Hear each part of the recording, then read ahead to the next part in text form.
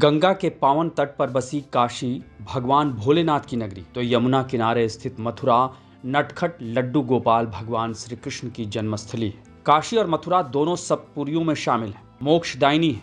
काशी और मथुरा सदियों से सनातन संस्कृति और सभ्यता में श्रद्धा और विश्वास की धरती मानी जाती है। कहा जाता है कि यहाँ आकर इंसान भक्ति से सराबोर हो जाता है, मुक्त हो जाता है। जैसा कि इस वक्त फागुन मास है, यानी कि होली के आगमन की धूम, और इस मौके पर इस बार गंगा और यमुना किनारे बसे काशी और मथुरा का अनोखा संगम होने जा रहा है। रंग भरी एकादशी से पहले श्री काशी विश्वनाथ धाम में भगवान भोलेनाथ की ओर से मथुरा में श्री कृष्ण जन्मस्थान में विराजमान लड्डू गोपाल को और श्री कृष्ण जन्मस्थान से भगवान लड्डू गोपाल की ओर से श्री विश्वेश्वर महादेव को परस्पर उपहार सामग्री भेंट की जाएगी। इस नई परंपरा के बारे में मंदिर न्यास के मुख्य कार्यपालक अधिकारी विश्वभूषण जी ने जो बताया वो अद्भुत भी और नया भी। श्री काशी विश्वनाथ धाम से इस बार होली के पर्व पर रंग भरी एकादशी से पहले श्री कृष्ण जन्मस्थल मथुरा के लिए उपहार सामग्री भेंट किया जाएगा।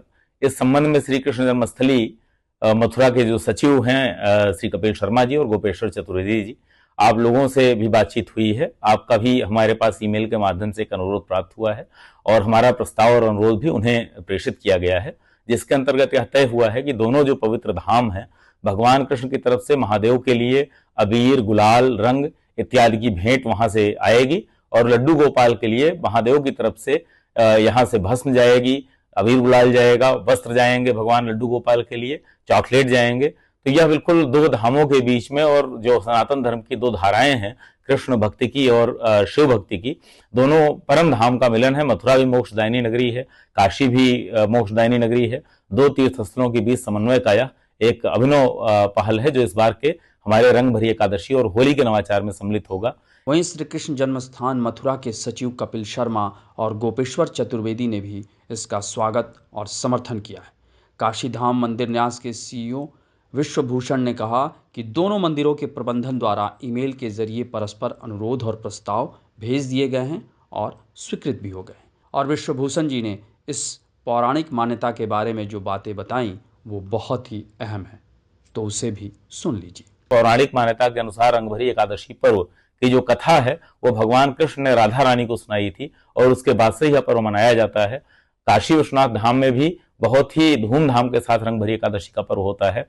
तो यह पर्व स्थानीय तो है ही है, साथ ही साथ इसका एक वैश्विक महत्व भी है। और जो पूरे विश्व के नाथ हैं, इनके यहाँ से लड्डू गोपाल स्वरूप में भगवान का बाल स्वरूप होता है, उनके लिए जो भेंट और उपहार प्रेषित किया जाएगा और लड्डू गोपाल भगवान की तरफ से जो भगवान महादेव के लिए सामग्री अर्पित की जाएगी, इससे निश्चित रूप से दोनों जो धाम है हम लोग बहुत प्रसन्नता पूर्वक, बहुत ही समारोह पूर्वक उस सामग्री को यहाँ ग्रहण करेंगे और बहुत ही समारोह पूर्वक यहाँ से सामग्री को प्रेषित करेंगे जो भगवान लड्डू गोपाल के धाम में समारोह पूर्वक स्वीकार की जाएगी। वैसे देखा जाए तो मथुरा हो या काशी, दोनों की होली का अपना अलग अंदाज और खासियत है।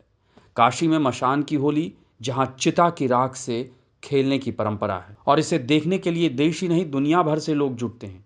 तो मथुरा में वृंदावन और खासकर बरसाने में लट्ठमार होली के तो क्या कहने।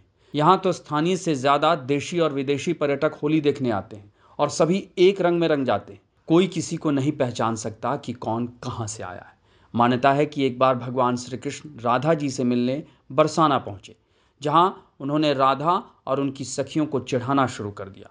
इससे नाराज़ होकर राधा रानी अपनी सखियों के साथ मिलकर भगवान श्री कृष्ण और उनके ग्वालों को लाठी से पीटने लगी।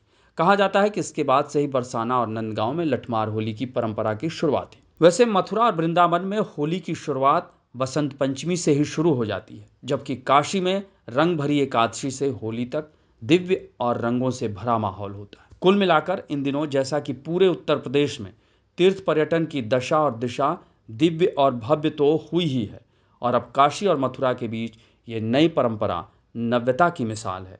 तो बोलिए हर हर महादेव, राधे कृष्ण, लड्डू गोपाल की जय हो।